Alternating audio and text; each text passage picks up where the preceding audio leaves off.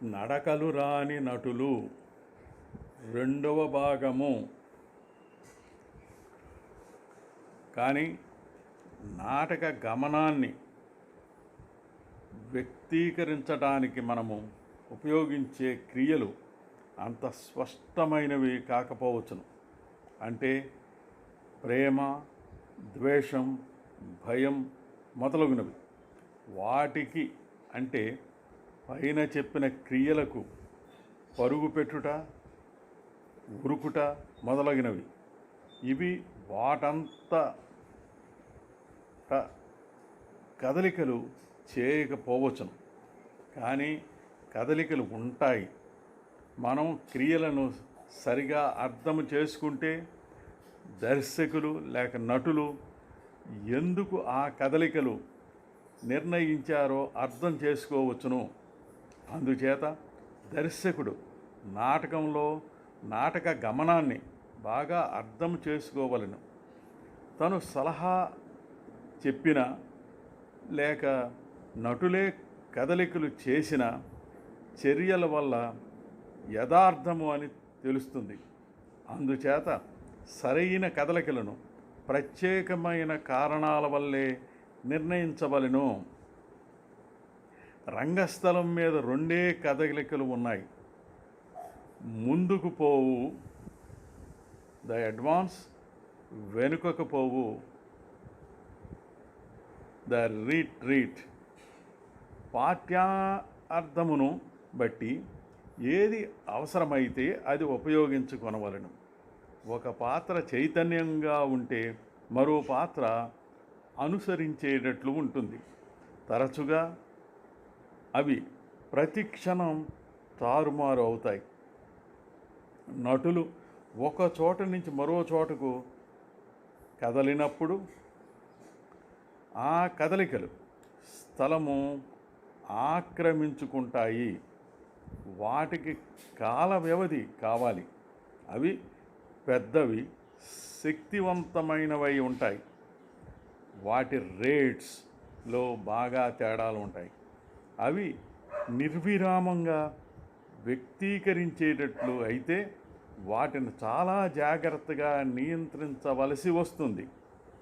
కదలికలకు చాలా భావస్థితి విలువలు, mood values in moment ఉంటాయి. కదలికల నిడివి, లెంగ్త్ ఆఫ్ మూమెంట్ని చాలా జాగ్రత్తగా ఉపయోగించవలెను. చిన్న కదలికల కన్నా పెద్ద కదలికలు శక్తిహీనముగా ఉన్నాయి. అయినప్పటికీ వాటిని సరైన స్థానములో వాడితే వాటికి శక్తివంతమైన భావస్థితి విలువలు కలుగుతాయి. కదలికలుగా కనిపించినవి, కదలికలుగా గుర్తించినవి, కదలిక అనుకున్న ప్రతి కదలిక కనీసము 5 అడుగులు నిడివి గల గతి విన్యాసము జరగాలని గుర్తుంచుకోవలను. ఆపు లేకుండా జరుగుతున్న చిన్న కదలికలు ఏమైనప్పటికీ ప్రత్యేకముగా నిర్ణయిస్తే తప్ప మందగమనము లేక లావుపాటి వాని నడకగా ఫలితం ఉంటుంది. చిన్న చిన్న వాక్యాల వంటి దానివలే కనిపిస్తుంది. మీరు చెప్పవలసిన భావస్థితులను బట్టి కదలికల నిడివిని నిర్ణయించాలి. అనుభవం లేని నటులు చిన్న కదలికలకు ఆకర్షితులవుతారు. అందుచేత అటువంటి నటులతో కలిసి పనిచేసేటప్పుడు వారికి కండర సారళ్యము, రిలాక్సేషన్ని ఏ విధముగా తీసుకునే వలనో ఔదార్యముతో తెలియచేయవలెను. కదలికలు, అనాక్రమిత ప్రదేశాలు, మూమెంట్స్ అండ్ స్పేస్ గురించి కదలికలు చేసేటప్పుడు మాత్రమే సాంకేతముగా స్థలము ఆక్రమించటం జరుగుతుంది. కదలికలు రంగస్థల భాగములతో కలిసినప్పుడు మానసికమైన లేక భావగర్భితమైన విలువలు కూడా కలుగుతాయి. అంటే కదలికలు ఆక్రమించుకున్న అసలు స్థలము కంటే ఎక్కువే ఆక్రమిస్తాయి. ఈ విలువలను పొందటాన్ని తెలుసుకోవాలి. పెద్దగా ఉంటే ఓ మాదిరిగా ప్యాటర్న్గా గల కదలికల వల్ల అప్పటికప్పుడు ఏర్పడ్డ సంరచన కంపోజిషన్ నటుడు ప్రతిసారి ఆగినప్పుడు ఏర్పడ్డ సంరచనలతో కల్పించి విలువలు పొందాలి. రంగస్థల కోణాలలో నడవాలి. Travel the diagonals of the stage. దీనివల్ల ఎగువ రంగస్థలాలను దూరముగా ఉన్న దిగువ రంగస్థలాలు ఉన్న మూలాలను కూడా ఆక్రమించిన అనుభూతిని కలిగిస్తుంది. కదలికలు అటు ఇటుగా జిగ్జాగ్స్ అక్కడక్కడ సాగుతూ ఉంటే ప్రదేశమును ఆక్రమించినట్టు కనిపిస్తుంది. చిన్న ప్రదేశాలను ఆక్రమించిన దానికి పెద్ద ప్రదేశాలను ఆక్రమించిన దానికి భావస్థితిలో విలువలలో వ్యత్యాసము ఉంటుంది. తగిన విధంగా వాటిని ఉపయోగించుకోవలెను. కదలికల పరిమాణం, శక్తి ప్రమాణం, సైజ్ అండ్ డైనమిక్స్ గురించి. కదలికలు పరిమాణములో మార్పు చెందుతుంటాయి. వానిలో గల అంగ విక్షేపాల సంఖ్యను బట్టి మారుతాయి. నటుడు తన పాత్ర యోగ్యతను, తన పాత్ర భావస్థితి, తీవ్రతలను సరిగ్గా నటిస్తున్నప్పుడు అతను కదలికల పరిమాణములోనూ శక్తి ప్రమాణములోనూ మార్పులు చూపిస్తాడు. అంగ విక్షేపాలు ఉపయోగించే స్థితిని ప్రోత్సహించాలి. కదలికలు చేసేటప్పుడు కదలికల యొక్క పరిమాణము పెంచవచ్చును లేక తగ్గించవచ్చును. దాన్ని బట్టి భావస్థితుల విలువలు ప్రభావితమవుతాయి అని ప్రతిబింబిస్తాయి కూడా. రేట్ లేక గతివేగము, రేట్ ఆర్ టెంపో గురించి. కదలికల్లో గల వేగము యొక్క రేట్ భావస్థితి విలువలు వ్యక్తీకరించడానికి చాలా ముఖ్యమైనది. ప్రేక్షకులు చాలా తొందరగా రేట్ వల్ల ప్రభావితం అవుతారు. నటులు ఎక్కడ ఎప్పుడు కదలాలి అని కనిపెట్టుకు సహకరించడంలో పెద్ద సమస్య లేదు. కానీ దృశ్యాలలో పాత్ర భావస్థితి, తీవ్రత, క్యారెక్టర్, మూడ్, ఇంటెన్సిటీస్తో కదలికలను నిదానముగా కానీ ఏ విధంగా గతివేగమును మార్చడంలోని అసలు సమస్య ఉంటుంది. అనుభవం లేని నటులు అన్ని కదలికలకు వేగము యొక్క రేటు ఒకేలా ఉంటుంది. అందుచేత అలాంటి తెలియపరిచే కదలికలకు ప్రభావం లేకుండా అయిపోతుంది. అందుచేత నటులు పాత్ర భావస్థితి తీవ్రత గల కదలికలు చేసేటట్లు చూసుకోవలెను. ఈ స్థితి కలగాలంటే నాటక గమనాన్ని సంపూర్ణంగా అర్థం చేసుకోవలెను. రెండు పాత్రలు ఎప్పుడూ ఒకే రేట్ కలిగి ఉండవు కాబట్టి, కానీ ఒక్కొక్కటి వారి నరాల బలహీనతను బట్టి కదలిక ఉంటుంది. ఈ దృక్పథాన్ని అర్థం చేసుకుని నటులు కదలికలను ఉపయోగిస్తూ భావస్థితులు పొందటం నేర్చుకుంటారు. వరుస కదలికలు మూమెంట్స్ ఇన్ సిరీస్ గురించి. కదలికలు ఏ విధంగా పథకము వేయాలో నేర్చుకోవలెను. అప్పుడు ఒకదానితో ఒకటి వరుసగా కలపడం కుదురుతుంది. ప్రతి కదలిక అభివృద్ధి చెందుతూ వెనుకటి కదలికకు సమంజసంగా లేక కార్యకారణ భావంతో కలిసి ఉండాలి. ఆ విధంగా కదలికలన్నీ చూసిన దానికన్నా ఎక్కువగా ఒకదానితో ఒకటి కలిసి ఉంటాయి. భావస్థితులు వాటి కలయిక నుంచి ఉద్భవిస్తాయి. మీరు ఈ చదరంగం ఆట సరిగ్గా ఆడగలిగితే నాటకం యొక్క భావస్థితులను ఏ ఇతర దృశ్య పరికరాల కన్నా కదలికల ద్వారా ఎక్కువగా నియంత్రించగలుగుతారు. సంభాషణ సంబంధిత కదలికలు, moments in relation to speeches గురించి.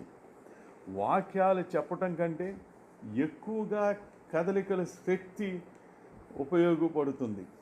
కదలికలు చాలా శక్తివంతమైనవి. వాటిని కన్ను బాగా ఆకర్షిస్తుంది. అందుచేత ఎక్కడైతే సరిగ్గా కదలికలు ఉపయోగించాలో అక్కడే చేయాలి. అది చాలా ముఖ్యమైనది. దీన్ని మీరు నటుడు కలిసి నిర్ణయించాలి. ఒక వాక్యాన్ని ప్రక్షేపణ చేయాలంటే నటుడు ఆ వాక్యం చెప్పే ముందు కదలాలి. కదలికను ప్రక్షేపణ చేయాలంటే అనగా వాక్యం చెప్పవలసిన దానికన్నా ఎక్కువ కదలిక కలిగి ఉండాలి. నటుడు వాక్యం తర్వాత కదలాలి. ఈ కారణాల వల్లనే నటులు వాక్యాల మీద కదులుతారు. ప్రత్యేకమైన కదలికల కోసం ఎల్లప్పుడూ అటువంటి కదలికలు చేయటం వల్ల వారు అప్పుడు వాక్యమును కానీ కదలికను కానీ మిగల్చగలుగుతారు. ఏమైనప్పటికీ మీరు వెంటనే గమనించవచ్చును, మీరు నటులకు ఈ ప్రక్షేపణ విలువల గురించి సంపూర్ణంగా తెలిసే వరకు వారిలో చాలామంది కదలికలు తెలియజేయడానికి ఎంత మాత్రం ఉపయోగించలేరు. మరియు అందుచేత మీరు చాలా విలువైన పరికరాన్ని కోల్పోతున్నారు. అందుచేత మీరు సంభాషణ కదలిక, స్పీచ్ మూమెంట్ కలిపిన సంబంధం వాడటం నేర్చుకోవాలి. మరియు ఉన్న అన్ని అవకాశ మార్గాలను ఉపయోగించి లాభం పొందవలెను. కదలికల సంఖ్య, క్వాంటిటీ ఆఫ్ మూమెంట్ గురించి. అవసరమైన కదలికలను కనుగొనటానికి మీరు చాలా కష్టపడవలసి రావచ్చును. కాబట్టి ముందుగా మీరు దృశ్యములో చాలా కదలికలు చేయాలని ఆవేదన చెందనవసరం లేదు.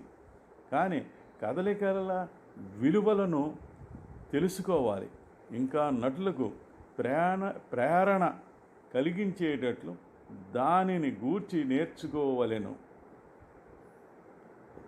అప్పుడు మీరు అందులోంచి జాగ్రత్తగా ఎంపిక చేసుకోనవచ్చును. ఎక్కువ కదలికలు అంటే ప్రతి వాక్యానికి కదలటం వల్ల వ్యక్తీకరించే తక్కిన పరికరాలను నాశనం చేయడమును.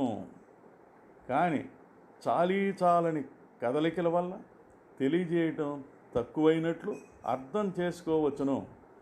అనుభవం ఉన్న నటులు కదలికలు అనుభవం లేని నటుల కదలికల కన్నా తక్కువ ఉంటాయి అని మీరు కూడా గ్రహించవచ్చును. ఎందుచేతనంటే ఏదో ఒకటో అరో కాకుండా వారు అన్ని రకాల పరికరాలను తెలియజేయటానికి వాడతారు. కానీ అనుభవం లేని వారికి కదలికల గురించి సలహాలు చెప్పడానికి మీరు నేర్చుకోవలెను. ఈ సలహాల వల్ల ప్రత్యేకముగా చేయమని చెప్పటం వల్ల వారిలో నమ్మకం కలుగుతుంది. దీనివల్ల వారు ఇతర పరికరాలు కూడా బాగా వాడటానికి ముందుకు వస్తారు. అందుచేత కదలికల సంఖ్య మీరు ప్రదర్శించే నాటకంలోని పాత్ర ఒకటే కాదు, నిర్ణయించేది. కానీ మీరు ఉపయోగిస్తున్న నటుల యోగ్యతను బట్టి కూడా ఉంటుంది. జాగ్రత్త కానీ వస్తుగతం కానీ రెంటిని నిర్ణయించుకునేటట్లు మీరు నేర్చుకోవలను. కొత్త దర్శకులు విమర్శించటానికి కదలికలు ఒక పరికరమని విస్మరిస్తారు. ఇక్కడ మీరు ఒక సలహా, దృశ్యములో ఎంత పని చేయగలరో అంత పని చేయనివ్వండి. అప్పుడు ఎక్కువైన కదలికలు తక్కిన జరగబో రిహార్సల్స్లో తీసివేయవచ్చును. నాటక గమనాన్ని కనుగొనుటకు నటులకు కదలికల ఒక శక్తివంతమైన పరికరముగా సహకరిస్తుంది. ఎందుచేతనంటే వారు కదలినప్పుడు వారి భావము బయట మార్గము నుంచి లోపలికి వెళుతుంది. నాటక చర్య కోసం వారు ఏమి చేస్తున్నారో ఏ భావము వారికి ఒక బలమైన సూచన కలిగిస్తుంది. ప్రధానమైన కదలికల పథకము మాస్టర్ మూమెంట్ ప్లాన్ గురించి. ప్రతి పేజీ మీద నటుల కదలికల పథకం బ్లాకింగ్ సంపూర్ణంగా వేసిన తర్వాత దర్శకుడు ఒక పెద్ద నేలపటం గ్రౌండ్ ప్లాన్ మీద ఈ కదలికలు అన్నీ వేసుకొనవలెను. నాటకం మళ్ళీ మళ్ళీ ప్రదర్శించవలసి వచ్చినప్పుడు ఇది ఉపయోగపడుతుంది. తెలుగు నాటక రంగంలో కదలికలకు అంత శాస్త్రజ్ఞానము ఉపయోగించి నిర్ణయించినట్టు కనిపించదు. దీనికి ప్రధాన కారణం రంగస్థల శాస్త్రములో మన వాళ్ళు చాలామంది నిరక్షరాస్యులు కావటమే. గానుగెద్దు కదలికలకు శాస్త్రజ్ఞానం అవసరం లేదు. యాంత్రికంగా కదలికలు జరిగిపోతుంటాయి. చెల్తే మనిషి గుర్రానికి గంతలు కట్టి పరిగెత్తించగలడు, గంగిరెద్దుని ఆటలాడించగలడు, కోతితో కుప్పిగంతులు వేయించగలడు, పాముని ఆడించగలడు, ఏనుగుతో సర్కస్ కూడా చేయించగలడు. ఇవన్నీ కదలికలే అనుకోవచ్చును. నమస్తే. కొత్తపల్లి బంగారరాజు.